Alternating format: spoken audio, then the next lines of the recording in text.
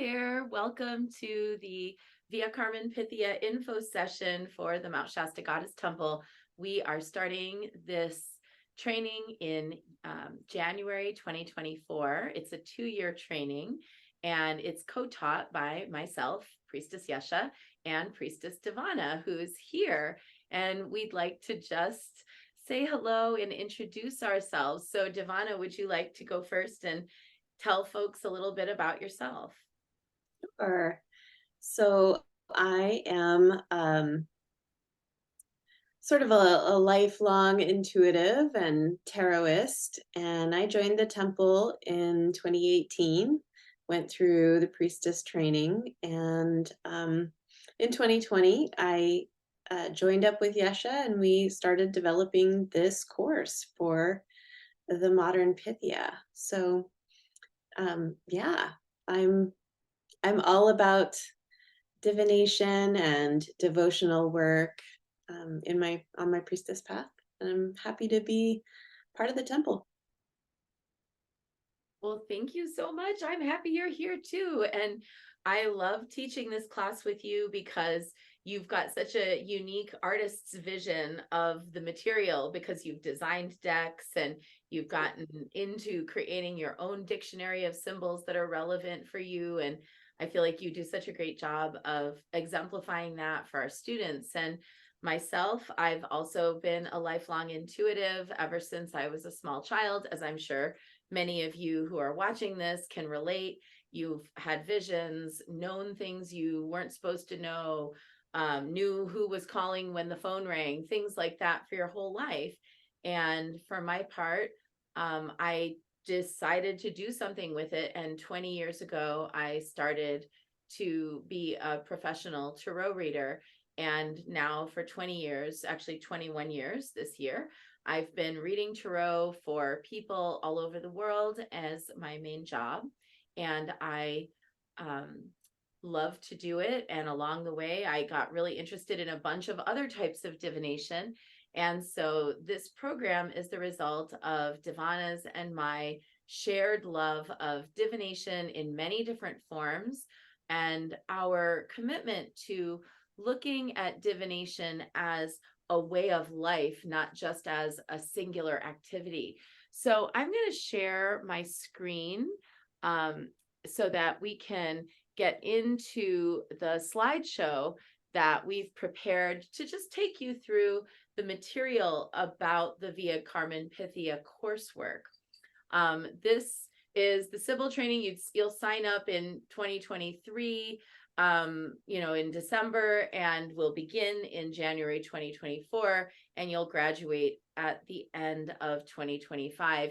And then we do our annual vows ceremonies in Greece in the fall and in Mount Shasta in the spring. So we have created this program around a set of priorities that seem really important to us, feel really important to us in terms of our experience in divination. So, Devana, why don't you lead off and share a little bit about our animistic approach? Yeah, so for the first year of the program, we really focus on an elemental sort of presence as a Sibyl, as a diviner. And we've divided the year into the 4 elements. And with each of those elements, we learn 3 different forms of divination. And we call upon an animal guide for that manifestation of the work. So we have the owl for the element of air. We have a large cat of your choice for the element of fire. We have the dolphin for the element of water. And we have the serpent for the element of earth. And each of these animals really has its own sort of thread of intuitive knowledge or ways of accessing the intuition that we will study and work with throughout each of these quarters. It's really important to us as priestesses to view to really inhabit this idea, a worldview where everything has a life essence. That's really what animism is. It's really acknowledging the life force and the sort of range of sentience that everything in the world has, because that's what we're doing as Sibyls. We're communicating with all of the other life forms and vibrations and energies and presences that we encounter throughout our various worlds. So that's kind of the root of the program, is this animistic worldview. And we also focus on the historical. It's really important for us to acknowledge that each of the types of divination that we study has a cultural and historical basis. A lot of times in the spiritual community, we can kind of get into a space where we start equivocating or trying to shoehorn ancient concepts into our modern vessels, and sometimes that works and is interesting, useful for a way for us to cultivate our view. But sometimes if we don't really root our understanding of something in the deep cultural matrix from which it was born, we're missing out on acknowledging the people who gave rise to that form of divination, their priorities, the beings and energies and guides that were important to them, as well as the wisdom that is inherent in the entire cultural paradigm that gave birth to this form of divination. So when you receive your 3 monthly written lessons in this course, you will have in each of those lessons an aspect of the historical root of the tradition that we're learning. So if we're studying, for example, tarot, or if we're studying astrology, we will talk about not only where we know it started or the earliest known point of it, but we'll also talk about the cultures that embraced this form of divination across the world, because in many cases, there are numerous cultures that have had very similar divination formats. And these kind of reflect, in a broad way, the intelligence, the nascent intelligence of all societies, that all of us born here on this earth will have certain things that become important, or certain conclusions that we draw, or certain methods whereby we approach the sacred. So in studying the historical aspects of divination, we really dig down into this substrate of how humanity views and thinks about existence.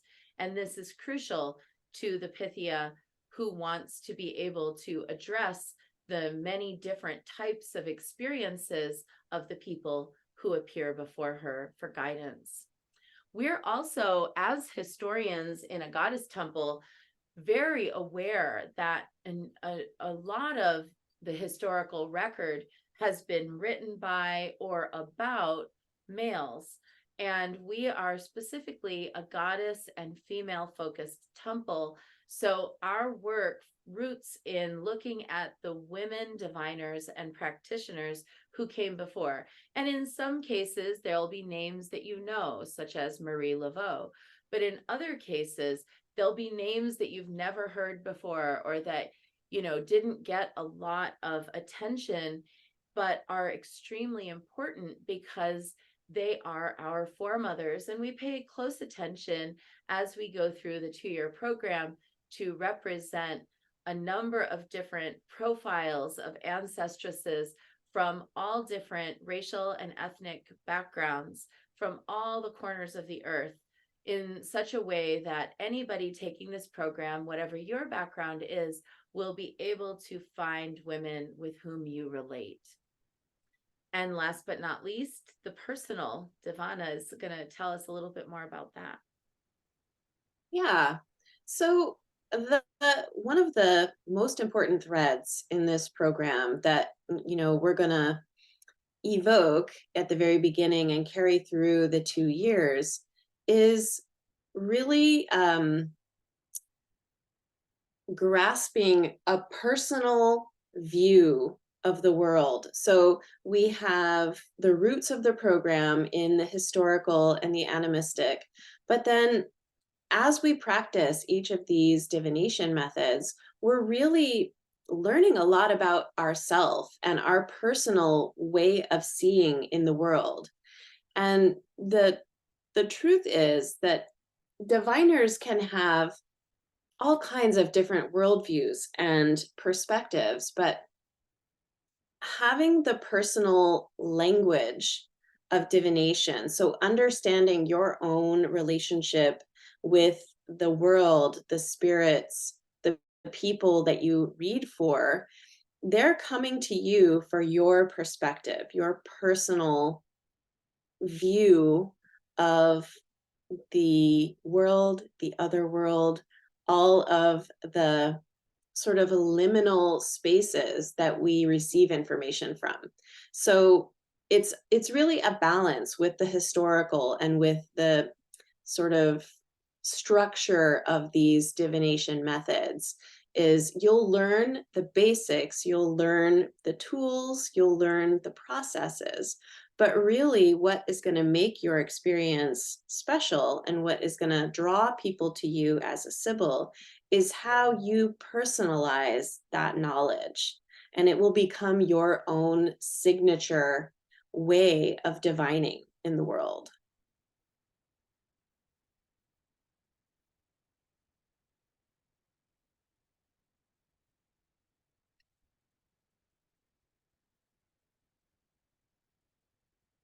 Yesha, I am not hearing you. I lost your audio. Okay, here we go. Sorry. I had muted myself so that I wouldn't interfere with your explanation, but I forgot. Okay, so as we go through the 2-year process of this course, what you're going to have are a lot of different types of ways of accessing the information because people learn in different ways. We have people who learn by reading and people who learn by watching, people who learn by listening and discussing, and people who learn by doing. So our methodology has embraced opportunities for each of these types of learning. You're going to learn 22 different forms of divination, and there will be 3 lessons written, sent to you per month. There will be a monthly video class where the group comes together and Priestess Devana and I do demonstrations. We share, we talk about the basis. It's a how-to. And then you take that information from what you've seen in the lesson, read in the lessons and seen in the video, and we have a hands-on lab. And Devana, did you want to talk a little bit about the lab? Yeah, so the lab is really where we come together as a community, as a learning community. So we are offering, you an opportunity to practice in person in real time these divination methods. So depending on, how many people we have in each lab, we might pair up and read for each other with these different tools and different processes. But really, the important thing about the lab is you actually get to experience this with another person, with someone who is going to be read by you and who in turn will read for you. So it's really the hands-on sort of practicum aspect of this training. And it's like, in my opinion, it's the most valuable part of the course because anyone can read a book or go online and learn about different things, but really practicing the processes with another Sibyl or a Sibylline student is the best way of like really embodying the learning. So the labs are really important. And we also offer the one-on-ones that you can sign up for, which are not part of the coursework, but can be added on either regularly or individually with us as instructors. Maybe there's something that you're struggling to get through, or maybe you know that as you go through this process, you'd feel more comfortable having a little bit more one-on-one instruction, we're happy to provide that, and we'll offer options for that. And there's also collegial support for creating a professional or a devotional reading practice. And our students who have graduated from the program end up, in many cases, becoming friends with each other, caring about each other's lives, because as we go through 2 years of doing divinations together and learning about each other's questions and seeing each other's stories unfold, we really cultivate a friendship and a trust with each other. And so it's really nice to have that in the labs and in the classes. And then after the class is done, and you've graduated at the end of 2 years, each woman is invited to join our Collegium Sibyllae, which is the alumni association for graduates of this program who work within the temple to create special events for members and for the rest of the priestess body, and who work together to kind of hash out the specifics of divination. And we have ongoing continuing education as part of those monthly meetings. So this is a program and a class, and there's a potential beyond the program and the class to be part of a larger sisterhood. In the end, the 2-year program that we offer is equivalent to a master's degree in divination. You will have monthly assignments, hands-on practice. You will develop your own unique Sibyl session format for how you read, either for yourself or others in the world. And you will take a final vow that seals your commitment to being a modern day Sibyl. So as Devana illustrated in the 2 slides ago in our approach, to create something that's deeply personal is really important to us.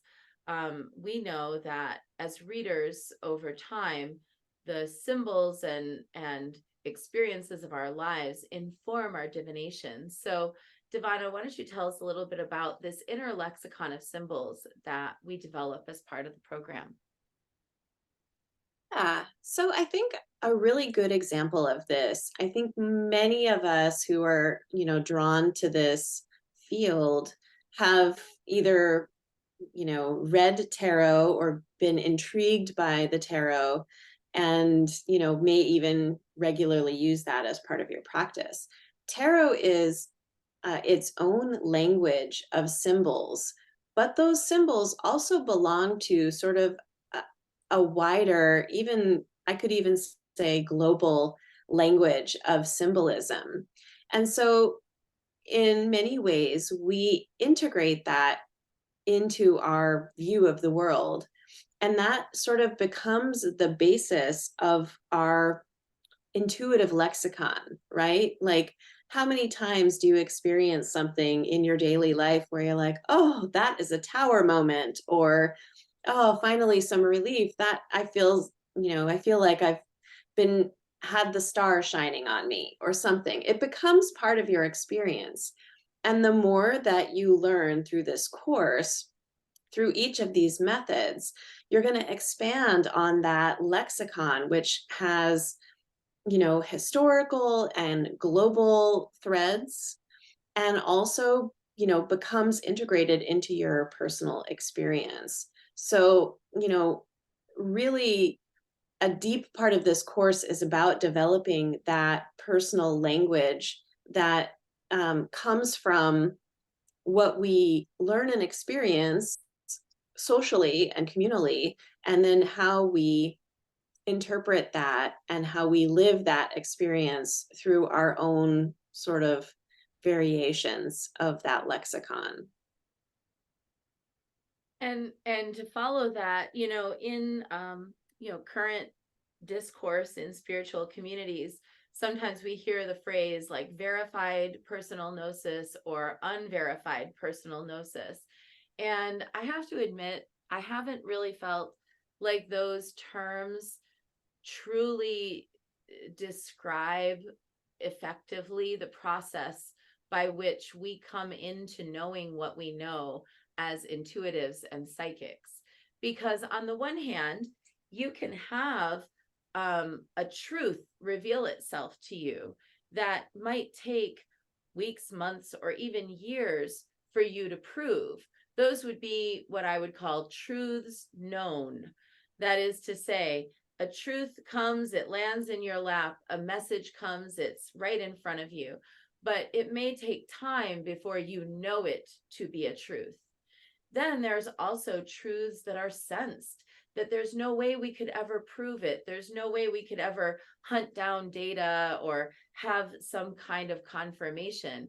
And yet it might be incredibly impactful, like a message from an ancestor whose name we never know, or an awareness of a meaning of a symbol that just really strikes us as important, regardless of whether that has any kind of historical or known cultural basis.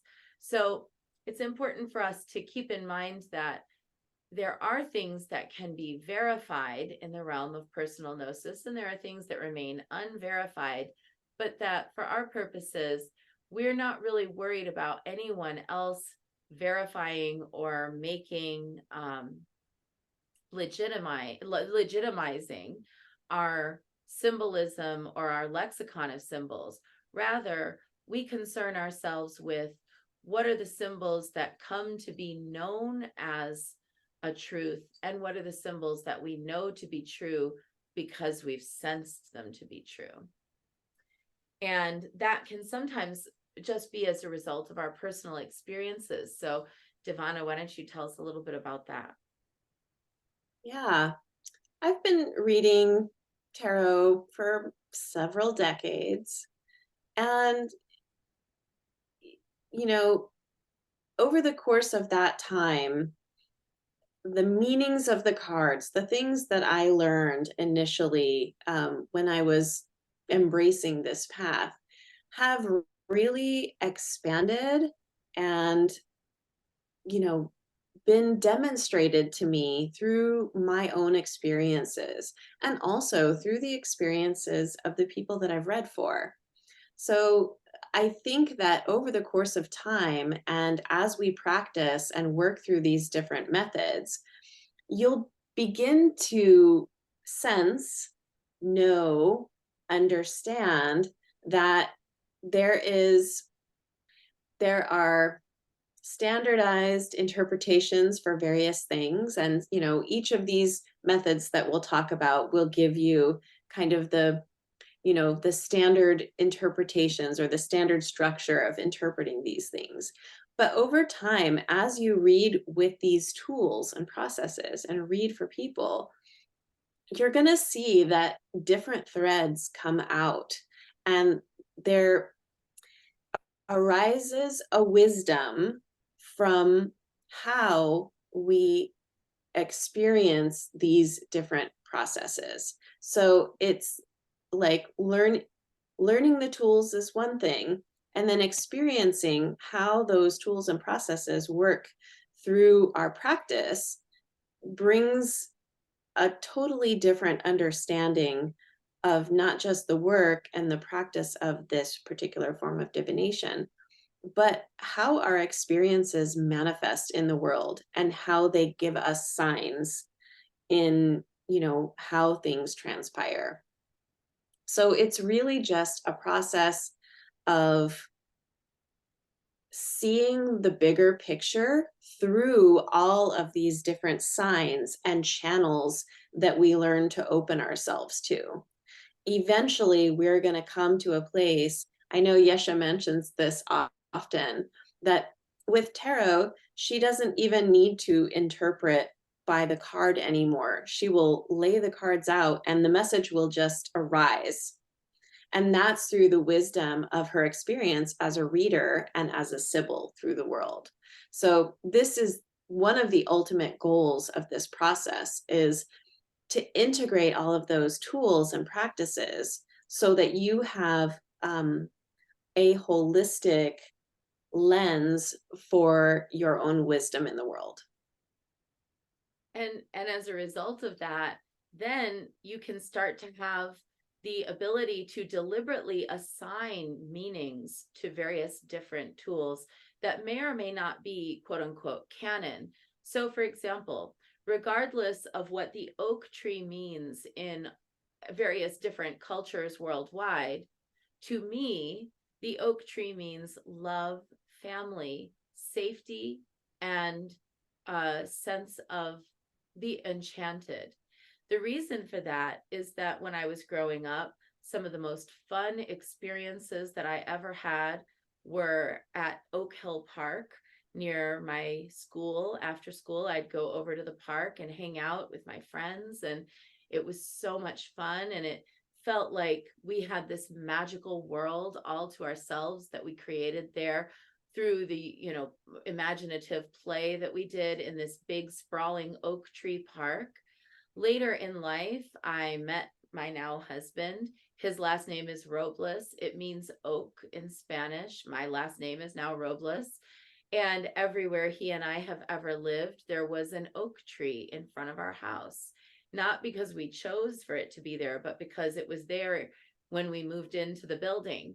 So for me, over time, with the experiences I've had, like Devana just said, I've come to understand that oak means love, family, magic, closeness.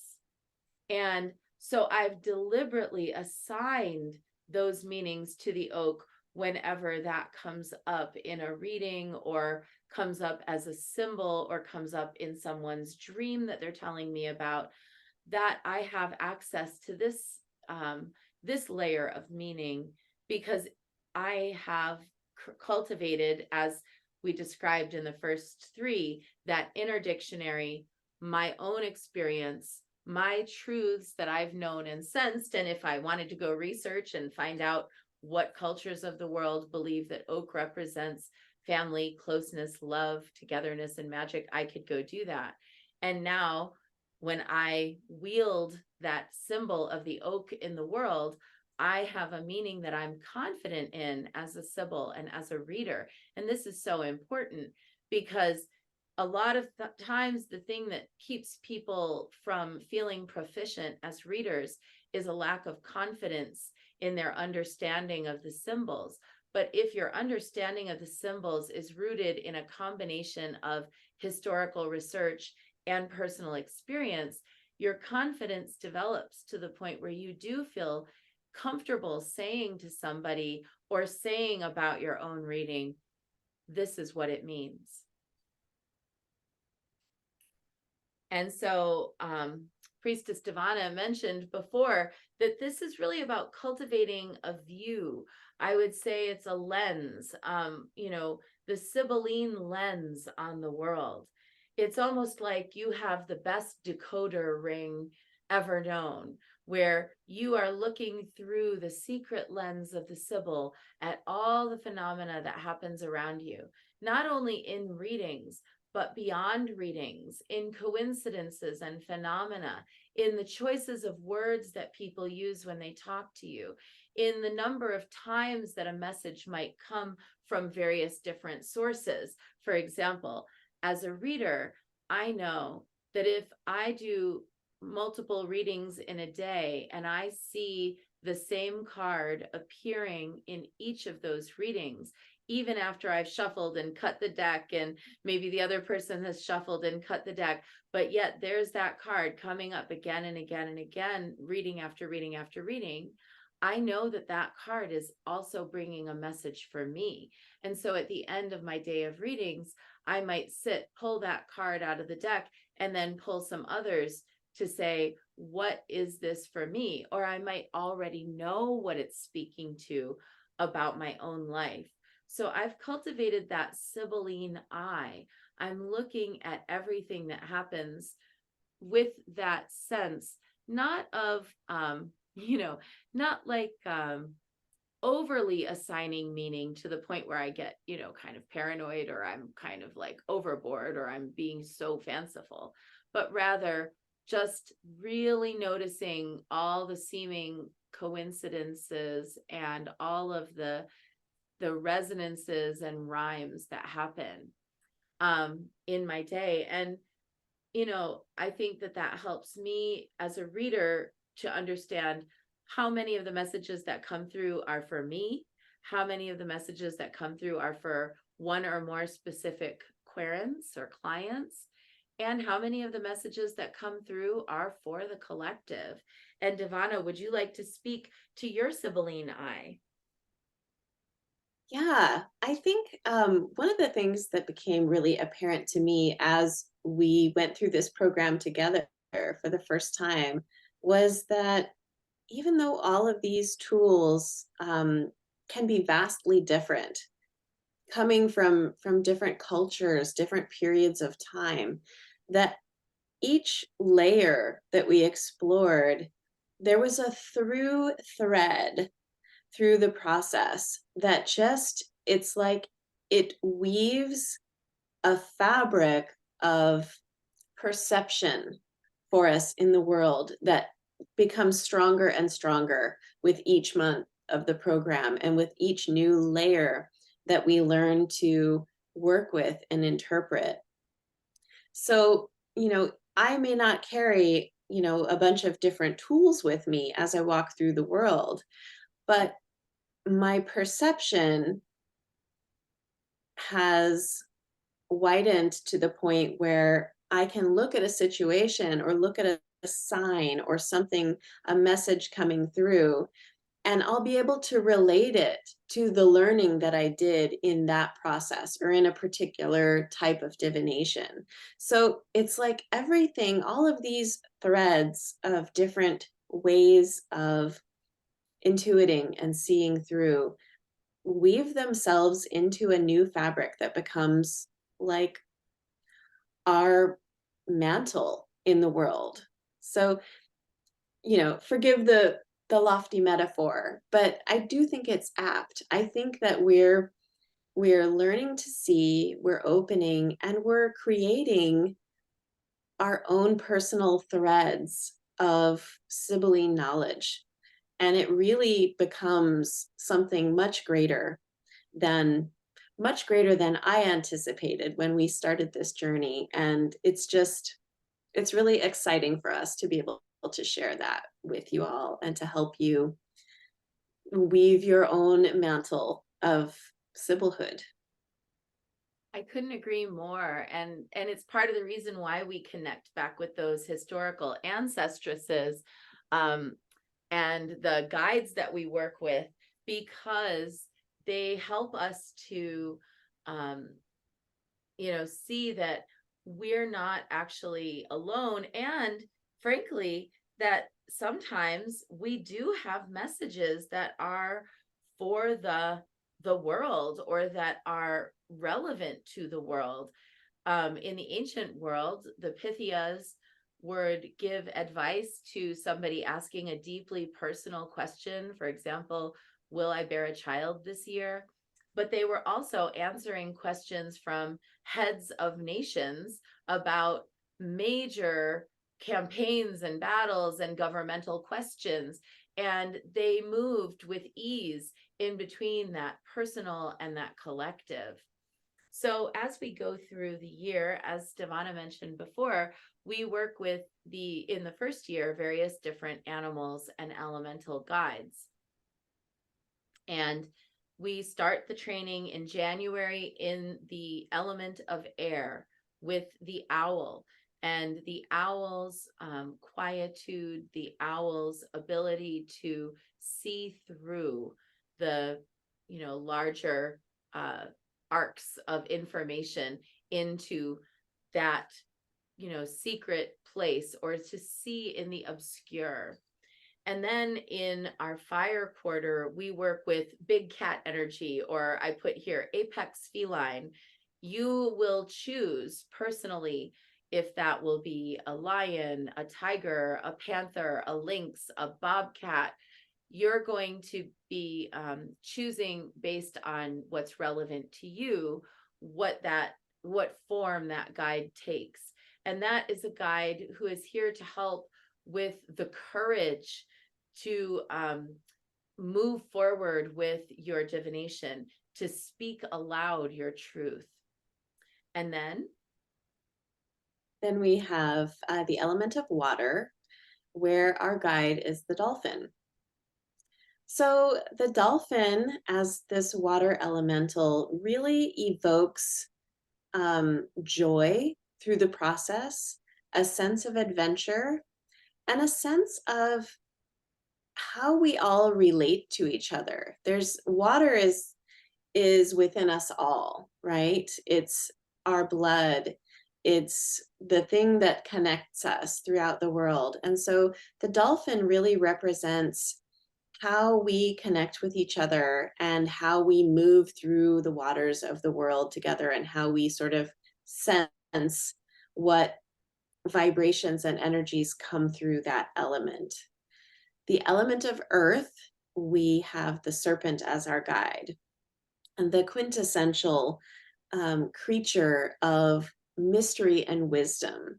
The serpent is um, a guide that helps us to bridge the worlds. It is a symbol of regeneration, of healing, and of quiet, innate knowledge. The serpent does not necessarily speak, but the serpent knows all. So it's kind of a culmination of those elemental energies that we close that first year of elements with the serpent. And one last little thing about our animal allies is that they're all rooted in historical paradigms associated with gods and goddesses, classic mythology, and often divination. Like the owl is the symbol of gray-eyed Athena in Greek mythology. She's also associated with Santa Muerte in Mesoamerican. The big cat energy, lions are associated with Cybele and with leopards or with Dionysus, and tigers, with Durga. The dolphin is associated with Apollo as well as with Aphrodite, but importantly, Apollo, because the oracle at Delphi that ultimately had a temple of Apollo there was named Delphi for the word dolphin, because of Apollo's original temple, which was at the island of Delos, which also had an oracle. And then, the serpent is in numerous different myths, and associated with numerous different deific beings. And so over the course of the year, we're going to be connecting with these animals, but we're also connecting with a lot of their cultural mythology. We also, as I mentioned before, work with ancestresses and with goddesses. So for our part, each month in year one of the lessons you receive will be about a historical ancestress associated either with the form of divination that we're learning or with the culture where that form of divination was born. And these ancestresses are ancient, and there's also some that are fairly modern, like in the last 200 years. We have a good mix of different time periods and cultures, as I mentioned before. And then in the second year, we go through a wheel of 12 goddesses. And those 12 goddesses also are related to the forms of divination we're studying, or the cultural matrix in which that form of divination was born. And at the end of our 2-year program, we each make a personal dedication. Along the way, you may find that you have personal or ancestors in your bloodline or ancestors of affinity who present themselves to be guides. You'll work with the animal guides. You may find that there are other spiritual allies and guides that show up for you. By the end of the second year, we do dedicate our divination to our practice of divination to a particular goddess. We invite her to bless us in our divinations. And Devana, would you like to tell about yours? Sure. Just as a clarification, we'll be exploring 12 different goddesses associated with this program and the forms of divination that we've chosen. But the goddess that you choose to dedicate to may be someone completely different, may not, relate to what we explore at all. But the process of learning about these different goddesses throughout the 12 months of the second year is a way for you to see the connections between devotion and divination, so that over the course of the year, it will become apparent to you, which goddess or spirit you choose to dedicate your practice to. So for me, I actually found that the goddess Sophia came to me as the patroness of my divination practice. And I have a relationship with her from my priestess work, but I was very surprised because the goddesses that we were studying, in terms of the program, were also all very, very intriguing. But ultimately, the goddess that came through to guide and bless my practice was Sophia. And I feel like her presence is almost like an overarching kind of energy. So not in a Christian sense at all, but maybe in a Gnostic sense of sort of this embodiment of wisdom, an embodiment of potential in the world. So yes, my dedication practice, my divination practice is dedicated to Sophia as the embodiment of wisdom. And for me, my divination practice is dedicated to the Orisha Oshun. And the reason is because for my many years practice before I did this program, I was already a devotee of Oshun. She is the Orisha of divination. There are many stories about Oshun related to her gifts at magic and at divination. And in 2015, when I received initiation to Oshun, it was as the result of a divination. I went to receive a reading and I thought I was just getting a reading, and then the reading wouldn't close. And we were there for 2.5 hours asking questions, trying to figure out what did I need to do in order to resolve a serious situation. And ultimately, the answer that came through the divination was that I needed to be initiated to Oshun. So when it came time for me to dedicate my divination practice to a goddess, I chose to dedicate it to Oshun because it is through the power of divination that she rescued me in a difficult time. And it is also that she is the patron of diviners in that tradition. So as you go through the program, you'll learn, as Devana mentioned, about these 12 different goddesses in the second year. In the first year, as part of the temple, we also have our 12 temple goddesses that you'll learn about separately, not in the program, but just is, part of our mandala. And through learning about studying, reading, researching, maybe lighting candles, maybe doing some divination and asking, you will find who it is that really specifically calls out to you and says, hey, I am here to walk beside you on earth. You are an embodiment of this magic and this wisdom, and I'm here to help you. And once you have that sense, then you have your ally in your divination work. And that's going to impact taking your vows. So as we go along the journey, there are two different kinds of approaches to the program. There's the coursework, where, we do the coursework only, which is really extensive. There's the, monthly class, the monthly lab, as well as your 3 written lessons. But as I mentioned before, some people really learn best by having one-on-one interaction or specific attention to their questions. So Devana, why don't you talk to us a little bit about one-on-one guidance? If someone were to choose that with you, what does that look like? What can they expect? Yeah, I think you can kind of look at this as two aspects, really. You're getting personal coaching from someone whose path is as a Sibyl and a diviner.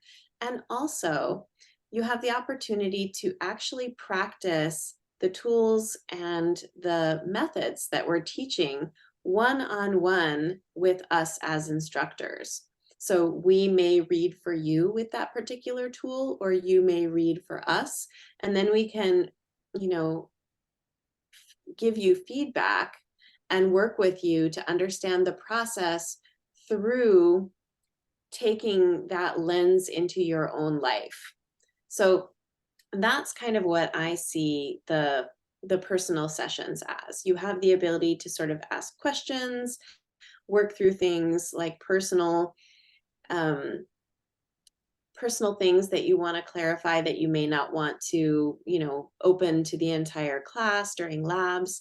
So you get the benefit of our guidance and experience, and also you can practice these specific methods with us, one on one, back and forth. We can read for you, you can read for us, and also, really understand the tools and the processes in a very personal way. I agree. And I'd add to that, that, in the process of doing this work, as with any kind of initiation into a spiritual path, going through the process of divination is going and learning all these forms of divination and studying how to read between the lines of the universe is going to bring things up. There might be emotional things that come or memories that come. There might be questions related to cultural paradigms that you have a hard time understanding, or there may be other things that surface during your period of study that you really feel like you'd need to work out in the space with someone who understands the language of magical phenomena, someone who's not going to judge you if you say, okay, this might sound crazy, but dot dot dot. And allowing that space for there to be wild synchronicities, difficult moments, visions that sometimes feel a little intimidating or frightening, or asking questions that have pretty significant impact that you might not feel safe or comfortable to ask, even if you went to see a different reader.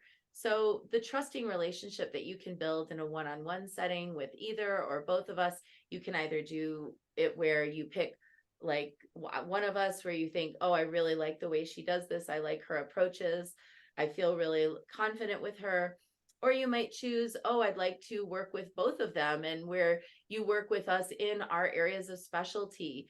Either way is great. We love to be able to work with you in this one on one way. So, the work, the actual work of the course and its tools. Obviously, divination is very heavy on stuff. There's a lot of different tools you'll need. Fortunately, you don't need to, and I would recommend against you going out and buying everything all at once. Instead, allow the organic process to unfold, because as you go along through this work, there will be certain things that you'll need to seek out to purchase. There will also be things you might already have. There will be things that you can make yourself, and there also might be things that show up as gifts along the way. So I wouldn't recommend that anyone feel like they have to go out and get everything right up front. Rather, I'd just say each month, receive the assignment of what you need to get, and then go through the process of acquiring it, procuring it, or consecrating it. So in year one, here's the structure of the course. In January, we study astragalomancy. You will be gifted a set of blank dice that you will then turn into your diviner's dice. And this is a really fun, creative project that we do as a temple. In February, cartomancy, you will need at least one tarot deck and one set of oracle cards. We also recommend that you procure a Rider-Waite-Smith deck to put on your altar to draw cards to receive wisdom from Pamela Coleman Smith, who is one of the ancestresses to whom our study is dedicated. In March, we're going to study ornithomancy, and there's no special tool needed, but you might just want to get like an Audubon guide or another bird guidebook. In April, we study pyromancy. You'll need a candle. It can be any type of candle as long as you can see the flame clearly. And you will also probably want a small cauldron or metal pot so that you can create a fire. In May, we do ceromancy, which is the divination based on reading wax leavings. You'll need a glass jar novena candle. You'll need a small beeswax candle or a piece of beeswax to do a particular type of divination. And you'll also want to get a figural candle, like the shape of a person or 7 knobs or a figure, in some kind of a meaningful shape. In June, we study the runes. You'll need a set of runes that are either made of bone, wood, or stone. In July is scrying, and you will want to gaze into a bowl of water and do scrying. Later on, you will also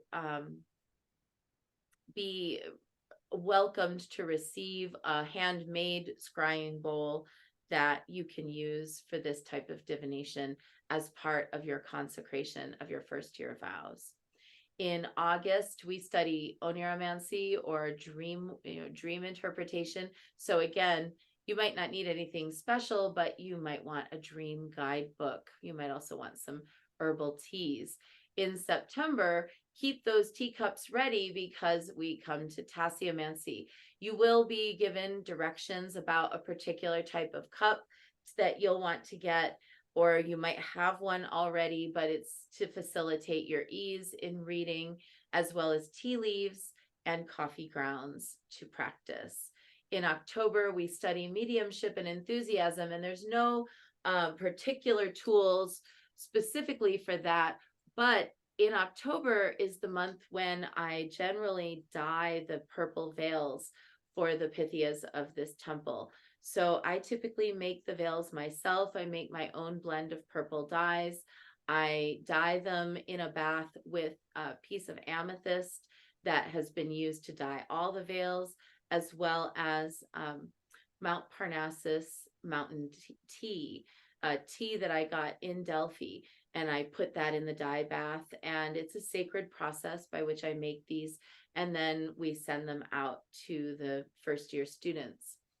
In November, it's osteomancy, and so you'll be able to get a set of diviner's bones, and I have some that I sell through my store, and also will send information about bones that you could get if you wanted to get them elsewhere. And then in December, when we study apantomancy, which is the reading of signs associated with animals, everyone will be welcomed to get an animal talisman that represents maybe a significant animal that you work with. And there's kind of more about that later, but I'll pause there.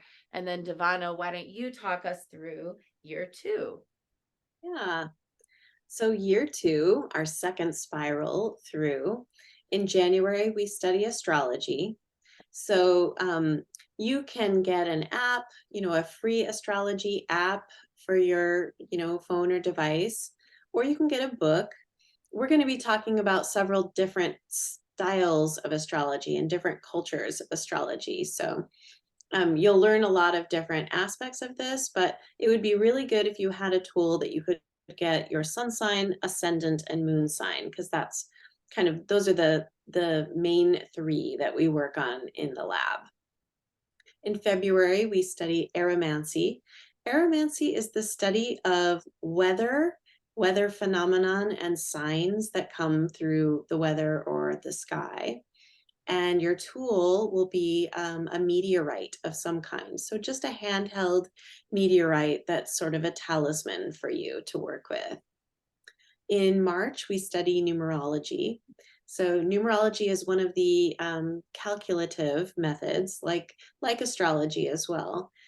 So we will give you all of the basic tools that you need to calculate numerology, but it would be good to have, you could have an app or a book, or there's some websites that we recommend for interpreting numerology.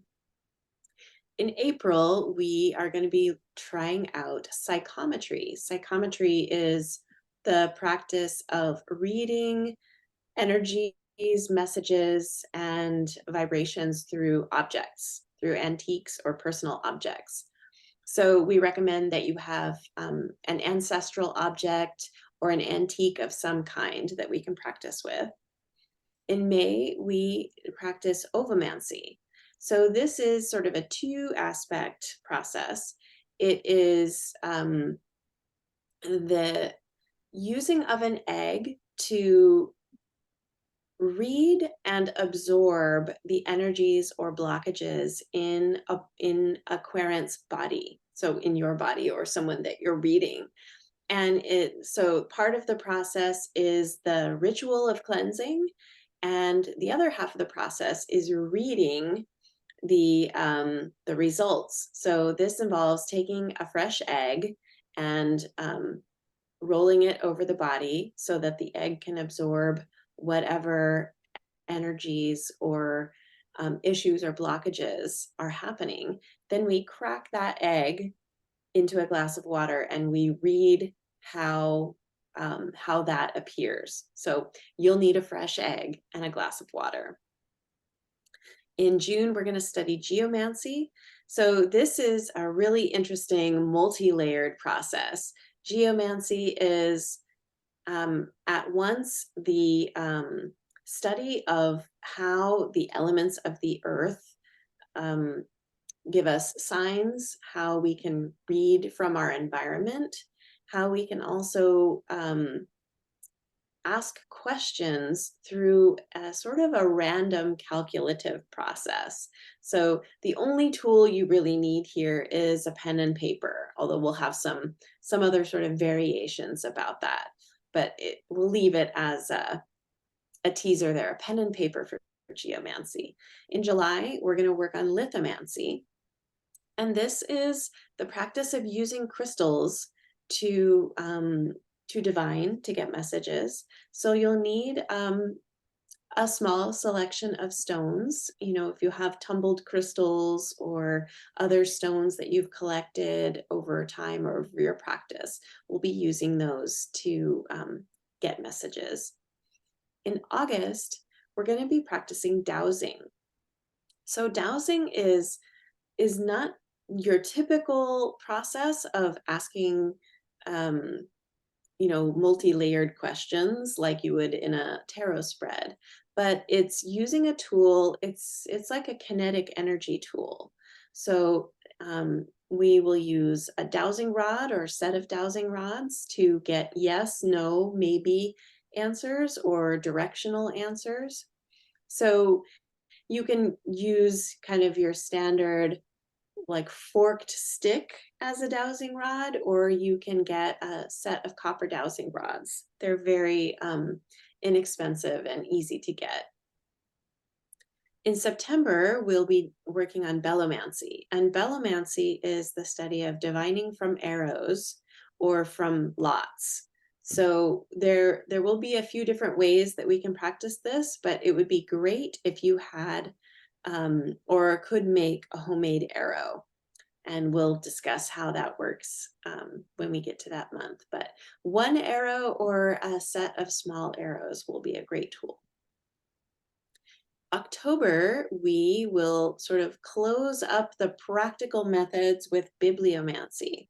And this is getting messages from randomly opening a book or a passage of literature and gaining messages from that. So there's different variations on how we can use that, but we recommend having a few different books that we can try different methods of calculating and of landing on messages for bibliomancy. So, and those don't need to be special books to procure. It could be anything from your library, anything that has meaning for you.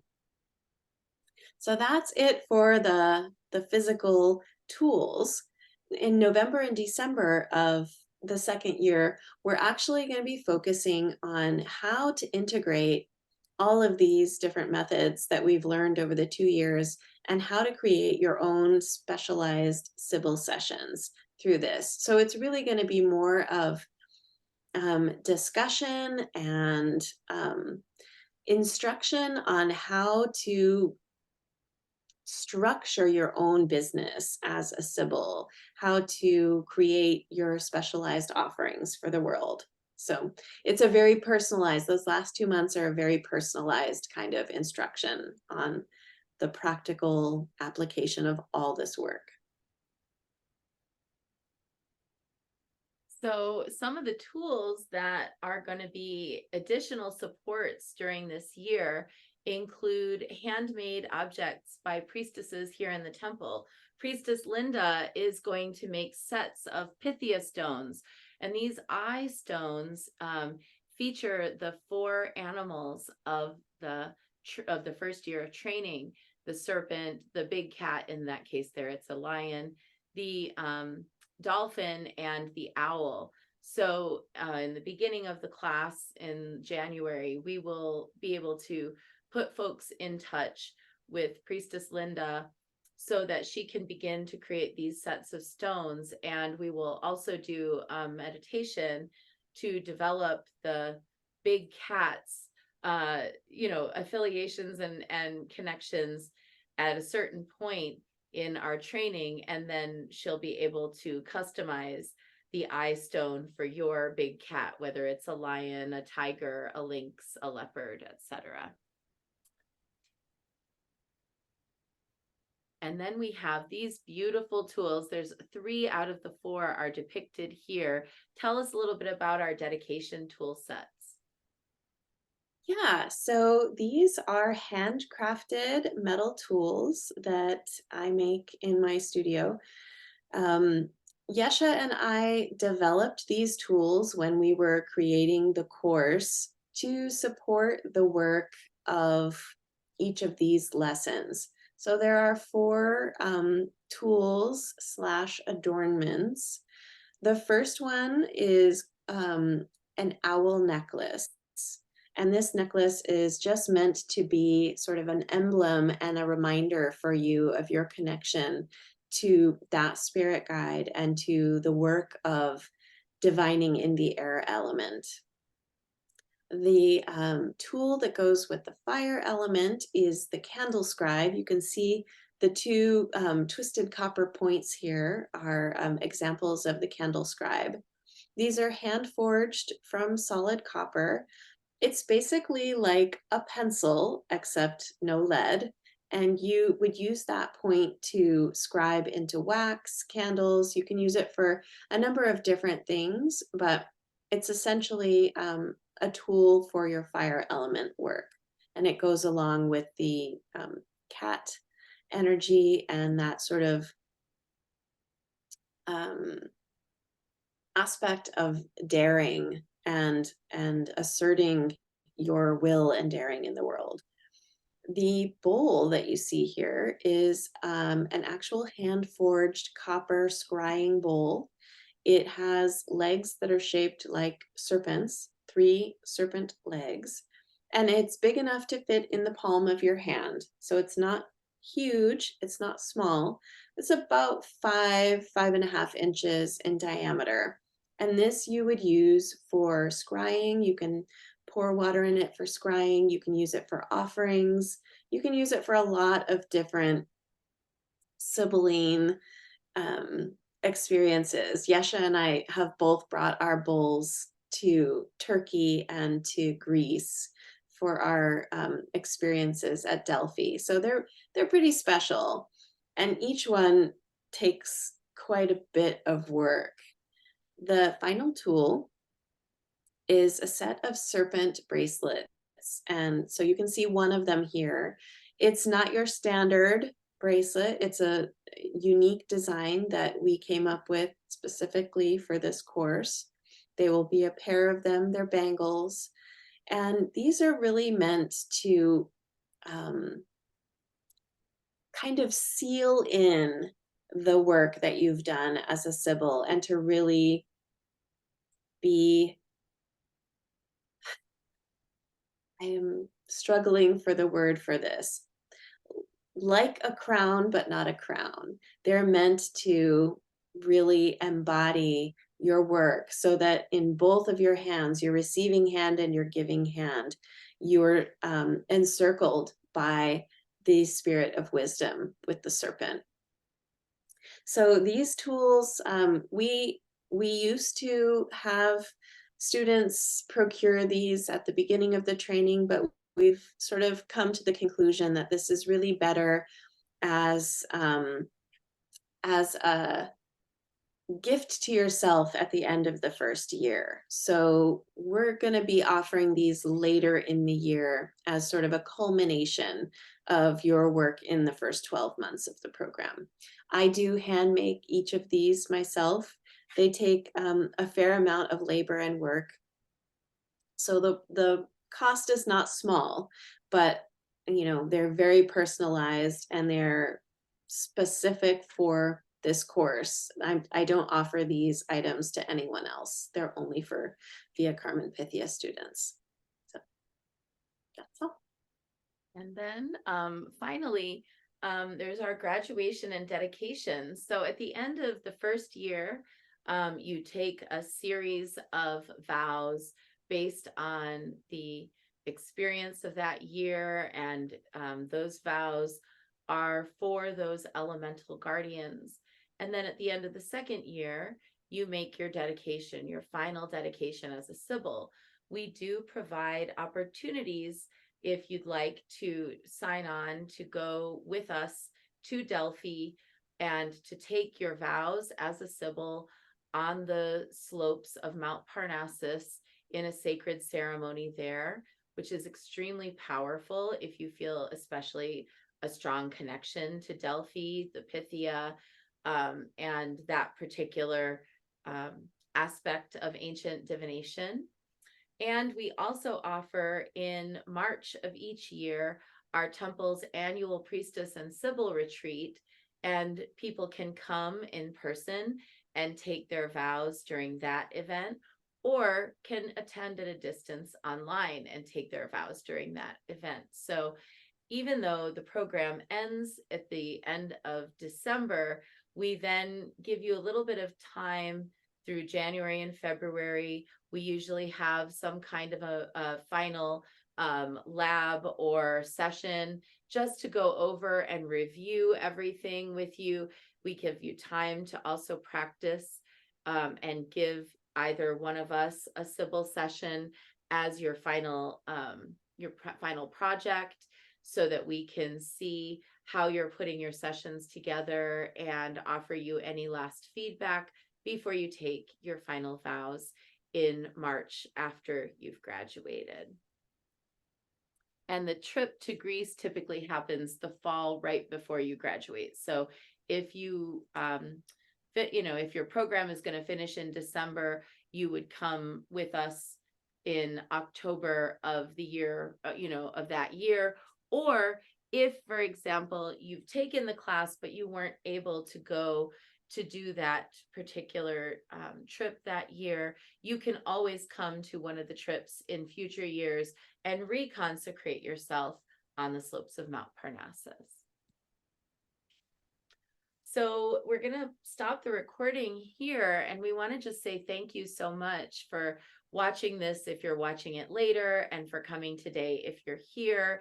And now we've got a little bit of time for your Q&A, and we look forward to having you join us in the Via Carmen Pythia program.